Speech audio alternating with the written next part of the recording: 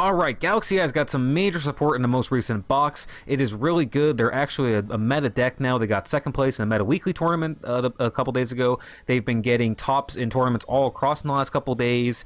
And it's got a great going first play with the monster that can completely shut down certain decks. Can be very difficult to get over. And they have a ton of big boss monsters that can drop onto the field, blow up multiple cards, go for easy OTKs. So this deck has some really good going first and second plays. It's quite fun to play with, and the skill is really good that we got with it. So we'll go ahead and start out with the skill with this deck because it's kind of what allows everything to sort of go with it. So two things here. First off, you can activate the skill twice per duel. There's two different effects, and you can activate each of them once each over the course of the duel. So each of them, you're going to send a Galaxy monster from your hand or deck to the grave. You're usually going to want to send your Galaxy-Eyes Photon Dragon, get it out there. And then so one of the two effects is going to just add number 90 Galaxy-Eyes Photon Lore to your extra deck. That's all it does, just add it to your extra deck, but it's a really powerful monster. All you need is just any two level 8s. It has 3,000 defense, 2,500 attack, and once per turn, on either player's turn, you can detach from this to negate the effect of an opponent's monster and destroy it. So really powerful. It doesn't just negate, it also destroys, so which is huge for clearing out your opponent's monsters when they're activating their effects. Also, once per your opponent's turn, you can search your deck for a Galaxy monster, and either add it to your hand or equip it as material. So you can search your deck, get whatever you need for your following turn, or give this more material so you can continue to negate effects. Really powerful turn 1 play that some decks have a lot of trouble getting over. Extremely powerful. The other effect is going to allow you to send an additional Galaxy card from your hand to the grave in order to be able to XYZ summon any Galaxy monster from your extra deck that has 4,000 or more attack points using only the Galaxy-Eyes Photon Dragon. So all you need to do is just have this on the board, and you can XYZ summon using just this monster into anything that has more than 4,000 attack in your extra deck, which there's numerous monsters that you have there. So getting into the rest of the deck list, we have two Galaxy-Eyes Photon Dragon. You can cut this to 1. You do not need 2 in here. I went with 2 because sometimes if it's in your hand, or if you have more likely as a material, sometimes it gets clogged there and you can't get rid of it, and you need that second one in your deck to proceed. But you can definitely cut this to 1 and get away with it. We have 3 Galaxy Wizard. I have 3 Galaxy Knight. I might cut this to 2, but I have 3 in here right now. We have 1 Monster Reborn, 2 Book of Moon, 3 Forbidden Lance, 2 Shuffle Reborn, 2 Galaxy Expeditions, 3 Galaxy Zero, 1 Treacherous Trap Hole. You can definitely sort of change the numbers on these a little bit.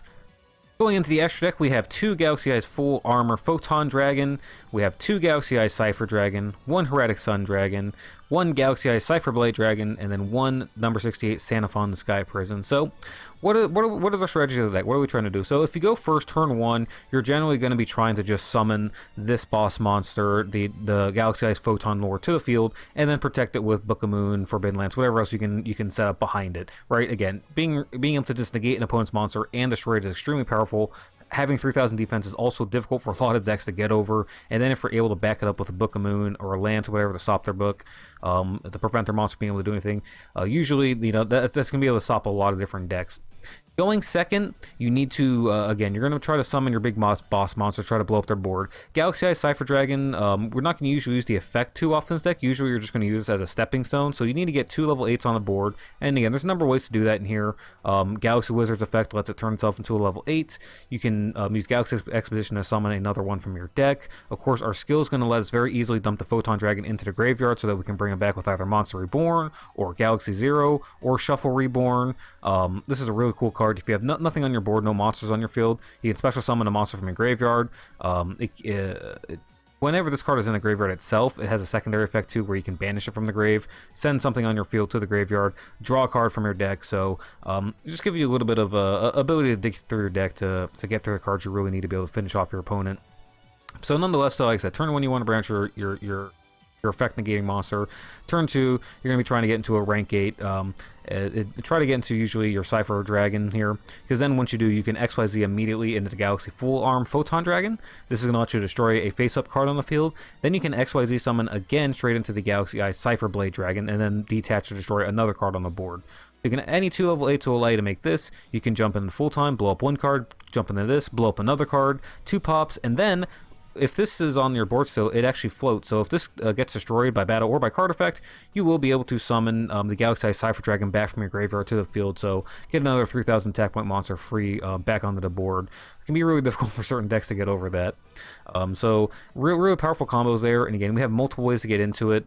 Like I said, your Galaxy Wizard changes its levels. Galaxy Knight's going to let you summon your Galaxy-sized Photon Dragon straight back from the graveyard, and again, it's pretty easy to get it there because of your effect. You're going to usually be dumping it there immediately. Plenty of revival effects, so once you dump your Photon Dragon, you can bring it back. Just a lot of really cool plays with that deck. You're going to be basically going into your rank 8s in different ways every time. There's not like a single set like combo like with DDDs where it's like the exact same, you know, sort of baseline thing you want to do every turn with your Command King and all that stuff. It's going to be different. Sometimes you're going to be, you know, just activating your effect, bringing back the Galaxy Eyes and then normal summoning Knight, or you're going to be normal summoning the Wizard and having to search for something. So it just changes every time what you're trying to do. But the basic thing is those that you're going first, you want to dump that monster that protects your board, put some back row behind it. Going second, you're going to be trying to either OTK your opponent or at least pop multiple things on their side of the board while putting out gigantic threats that are difficult for them to deal with. So let's go ahead and jump straight into the gameplay video and take a look at just to give you a quick demonstration of sort of like the I was going to say what your main goals with this deck are. So turn 1, going first again, we want to go into our rank 8 monster that negates effects. So we just need 2 level 8s on the board after activating our skill, of course, that puts the monster in our extra deck. So activate the skill, send Galaxy Eyes from our deck to the graveyard, add the Photon Lord to our extra deck. We then have a Monster Reborn effect here in the XYZ, the Galaxy 0, which brings back our dragon. We can normal summon the Knight. Boom, we have our rank 8 monster, and we're able to back it up with a Lance. Going to be enough here, and again, that's the main thing. Turn 1, you just want us to be able to summon this monster somehow, whatever way you can do to get 2 level 8s out on the board, and then obviously back it up with whatever you happen to have in your hand. So this particular moment, we actually have a Lance, which is going to stop our opponents from being able to destroy a monster by battle. We get our end phase or search with the Photon Lord. You can activate it any time during your opponent's turn to search your deck for any Galaxy monster. We do that now. We can go ahead and normal summon our Galaxy. Special summon our Photon Dragon from the graveyard for a XYZ summon. And again, here's that sort of link up the chain I was talking about. You go into your Galaxy Eye Cypher Dragon. That's going to let you XYZ into Photon Dragon. You can then detach one from this to pop a card on your opponent's side of the board. You can then XYZ summon again into the Cypher Blade Dragon, pop another card. No need to do that here, though. We actually already activated our skill this turn so that we can go straight from the 1 Photon Dragon into the 4,000 attack point monster, pop our opponent's cards. Nothing you can do at this point, so this is just in here. But just a quick demonstration of, you know, turn 1, you want to get this Photon Lord out. Turn 2, 3, beyond that, you're just going to be putting out big 4K, 3,000 plus attack point monsters, blow up your opponent's side of the board, swinging for games. Okay. So we have our skill, of course, to dump our dragon into the graveyard immediately. We then go ahead and activate the Wizard's effect to search our deck for 0 so we can bring it back. We don't really have like a lot of ways to go into XYZ play here turn 1. We really don't have one at all, so we're going to go ahead and just have to set our 3 back row and hope we survive. Fortunately, we are going to here. Our opponent's going to actually have Levy Near, which is going to take out a couple of our back row here. Problematic. Fortunately, though, he actually hits I have 2 Forbidden Lance in the Book of Moon. He hits the 2 Lances.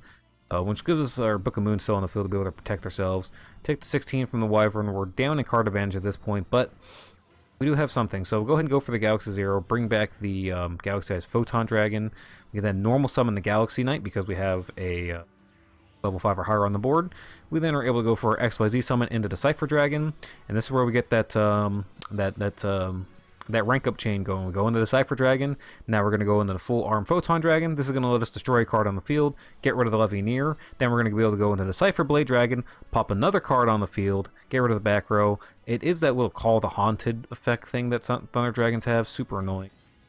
So we're able to clear out that monster, knowing that whatever he summons going back to the hand in the end phase. So main thing is that we know we have the Wyvern in the grave. It's going to be able to easily add another Levy Near to his hand. So we know he's going to have another Levy Near. The big thing is I kind of just need a book if he goes for an XYZ play or something here, which he's not even able to get over my 3,200 attack point drag. And this is another thing. Don't underestimate how difficult it is for decks to get over 3,000 attack points, right? Like some decks can just have a lot of trouble at times just getting over 3K attack points consistently, one after another after another. So we're able to swing over his monster. Not much more we can do. Set our Book of Moon, clean out his board, or clean out his Thunder Duo. He has enough cards now in the graveyard to go for the second Levy Near, which he already added to his hand. Going for XYZ plays first, though. Going to try to bounce back my monster, but again, we have the Book of Moon, so we're able to just flip this face down, force him to go for his Levy Near play here. Levianeer is going to once again clean out our board. But again, the Cypher Blade Dragon floats. Whenever this thing gets destroyed, you can bring back the original Galaxy Eyes Cypher Blade from the graveyard, so we get that. And that's really important here, because now we have a Galaxy Eyes monster on the field, which means that Galaxy Knight can be normal summoned without a tribute again. So normal summon without a tribute, bring back the Photon Dragon for free. Now we can XYZ into the full armor Photon Dragon. And don't forget, even though you don't have any materials under the Galaxy Eyes Cypher Dragon, you can still rank up into the Photon Dragon with it. So go ahead and go into the Photon Lord here. We already used up one of our full armor Photon Dragons, so I can't just go into the chain again with it. But that's okay, because now we have protection here. We can protect ourselves from his monster effects. We have a 4,000 attack point monster on the board that's very difficult to deal with. And again, we're going to be able to search our deck too for additional Galaxy monsters to further our card advantage, or get more negates. Start off, we'll go ahead and just get our search out of the way, add our Galaxy Knight to our hand. He's going to go for Brionek, but again, we have the Photon Lord to protect, and there's nothing more he can do at this point. That's the last of his resources, really. He's got a Betrayer here to play defense, but it's not really going to be able to stop us here. We can swing over it and then attack him for 4,000 directed for game, and that's it. Thunder Dragon's out of resources. Alright, so start off, we're going first again. We want to get our Photon Lord on the board that can negate monster effects.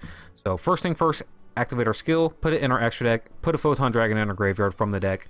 That way we can easily Monster Reborn into our field with the Galaxy Zero, normal summon the Galaxy Knight without a tribute, go into our Photon Lord, and we have both a Book of Moon and a Lance to protect it. So this is a solid turn 1 play, and what you'd generally expect from it.